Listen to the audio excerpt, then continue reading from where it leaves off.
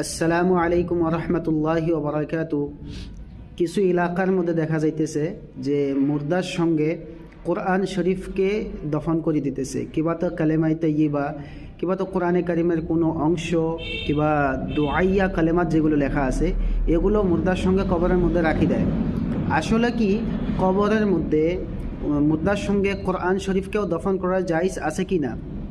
দেখেন, এই বিষয়ে একটি কিতাব আপকে মাসাইল আর উনকা হলের 4 নম্বর খণ্ড 505 নম্বর সাফার মধ্যে লিখেছেন যে কোনো মুর্দার সঙ্গে কবরের মধ্যে কোরআন শরীফ কিবা তো কালেমায়ে তাইয়্যিবা কিবা তো অন্য কোনো দোয়া কোরআনের মধ্যে রাখা জায়েজ নাই।